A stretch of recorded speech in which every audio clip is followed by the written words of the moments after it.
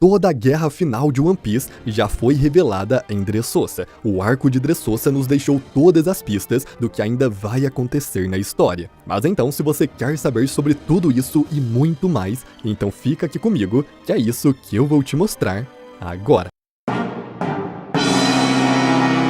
Na história de One Piece até agora, existiu um momento que mudou completamente a história da série, e a maioria das pessoas não percebeu. Não foi o time skip e também não foi o Gear 5, foi um evento em Dressrosa, dentro de um coliseu, quando representantes de raças e reinos do mundo inteiro se reuniram para lutar por uma única Akuma no Mi. E o que aconteceu ali não foi apenas mais um arco, foi a pista para o fim do mundo. One Piece tem quase 30 anos, e uma coisa que qualquer pessoa que lê a história há algum tempo percebe é que ela é bem repetitiva, e isso na verdade é proposital. As mesmas situações acontecem de novo, só que em escala cada vez maior. O que começa pequeno, eventualmente se torna algo que abala o mundo inteiro. E quando você entende isso, Dressrosa deixa de ser só um arco sobre Luffy libertando um país e passa a ser algo muito maior. O Coliseu Corrida de Dressrosa é o que eu chamaria de microcosmo, um modelo menor do mundo em geral. Pensa comigo, no Coliseu você tinha representantes de praticamente todos os grupos do planeta. Um gigante, um tritão, lutadores de braços longos, de pernas longas, representantes de reinos espalhados pelo mundo inteiro e até 2 reis presentes. O plano de Doflamingo era simples, reunir todo esse povo, fazê-los lutar uns contra os outros e no final colocar todos sob o seu controle através de poderes de escravidão.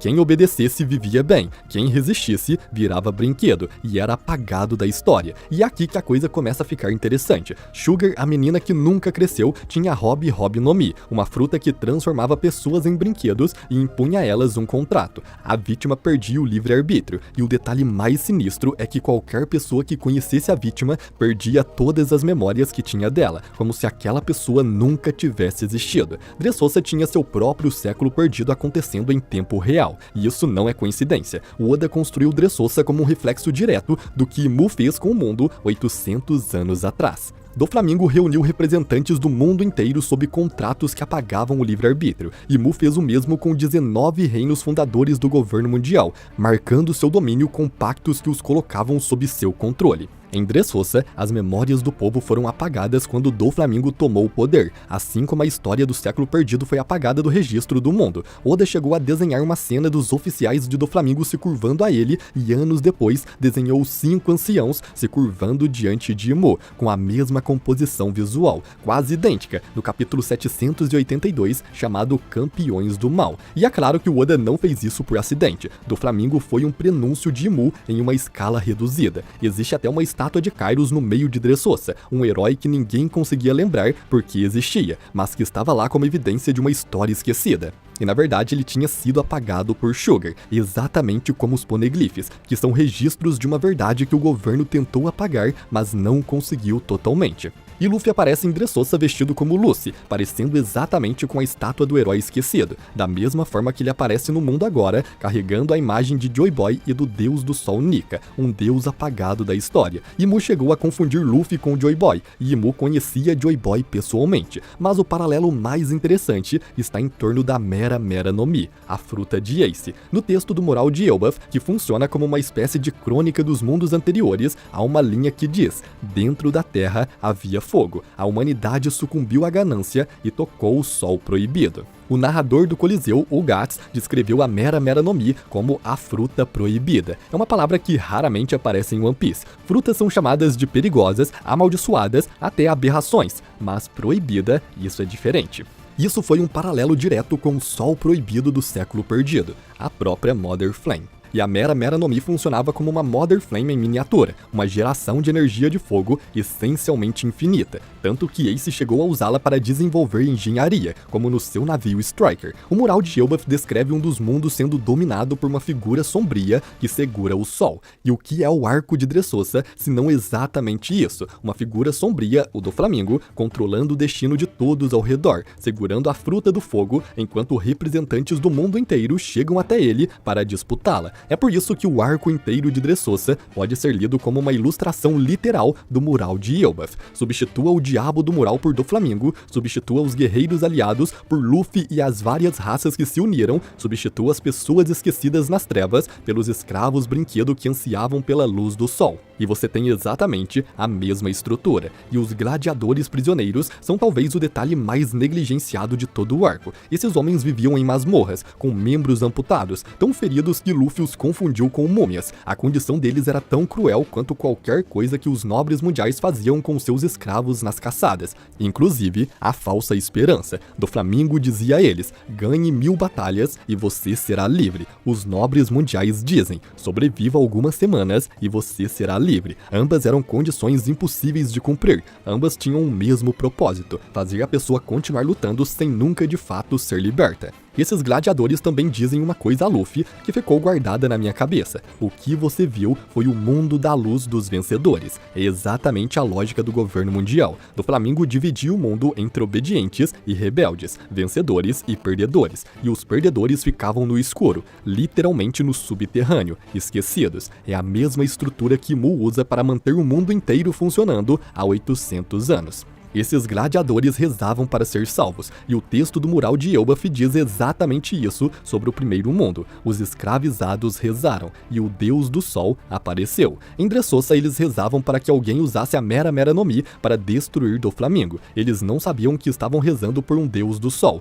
mas acabou sendo Luffy, e foi Sabo, o portador da chama, quem destruiu a arena do Coliseu e trouxe de volta a luz literal ao mundo subterrâneo. É quase impossível não enxergar o simbolismo. Agora olha para o que está acontecendo agora nos capítulos mais recentes. No capítulo 1179, Imu finalmente desceu ao campo de batalha. Pela primeira vez em toda a série, vemos o rosto dele, não uma silhueta, nem uma sombra no trono, mas sim a presença real de São Nerona Imu, um dos 20 fundadores do governo mundial, o rei do mundo.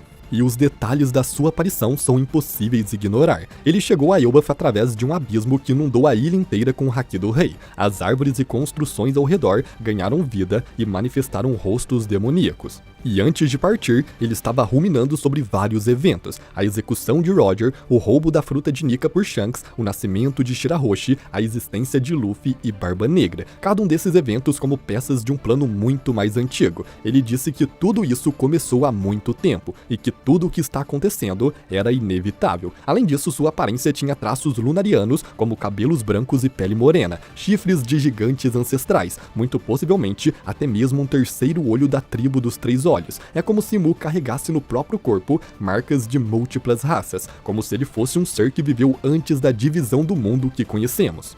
A fruta especial que ele usa sequer é chamada pelo nome normal de Akuma no Mi, é literalmente chamada de A Fruta do Diabo, a Akuma no Mi, como se fosse a versão original, o protótipo de todas as outras. Isso vai diretamente com o que o texto de Elbaf descreve sobre o segundo mundo, uma figura que segurava o sol, que dominava tudo, que representava o poder absoluto antes que os escravizados rezassem e Joy Boy aparecesse. Tem mais uma peça nesse quebra-cabeça que pouca gente percebe. Guts era o comentarista do Coliseu Corrida. As palavras dele podiam mudar a opinião pública sobre qualquer lutador com um só discurso, e seu comentário era transmitido em telas por todo o país. No final do arco, foi Guts quem mobilizou os lutadores que ainda não tinham se juntado a Luffy, e foi ele quem anunciou a queda de Doflamingo com as palavras: o que você vê desaparecendo não é só a gaiola de pássaros, é o fim do reinado de Doflamingo. Isso não é uma cidade destruída, é uma terra livre. Big News Morgans é o Guts do mundo.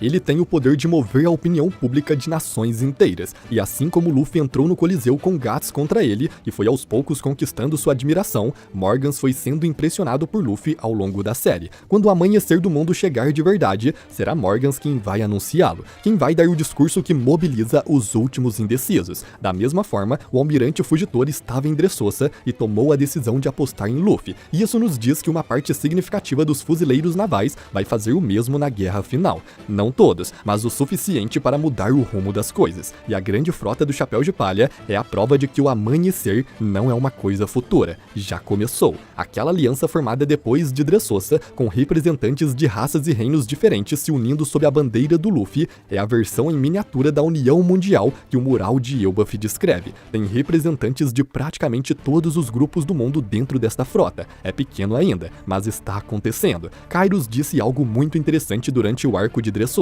Doflamingo vai ser esmagado pelo número absoluto de tragédias que causou. Ele irritou pessoas demais, fez inimigos demais, e esta força vai vir cobrar. Isso vale palavra por palavra para Imu e o governo mundial. A vontade dos D é uma história de tragédias acumuladas. Cada portador do D que morreu tragicamente deixou uma vontade herdada no próximo, de Roger para Ace, de Ace para Luffy. Cada tragédia é uma pedra a mais na estrutura que vai finalmente cair sobre Imu. O que Dressrosa foi no fundo é o primeiro vislumbre de um amanhecer que ainda está nascendo. O Coliseu foi o ponto zero, foi lá que pela primeira vez representantes do mundo inteiro se uniram em torno do Luffy. Foi lá que uma fruta do fogo, uma fruta do sol foi disputada e acabou nas mãos de alguém que literalmente trouxe luz de volta a um mundo esquecido nas trevas. Foi lá que um herói esquecido ressurgiu com uma nova face. Foi lá que a memória de um povo foi restaurada. Tudo o que está acontecendo agora em Elbaf, com Imu descendo ao campo de batalha pela primeira vez em 800 anos, com Luffy carregando o peso de Joy Boy, com o mundo se dividindo entre os que ainda obedecem e os que estão começando a se lembrar,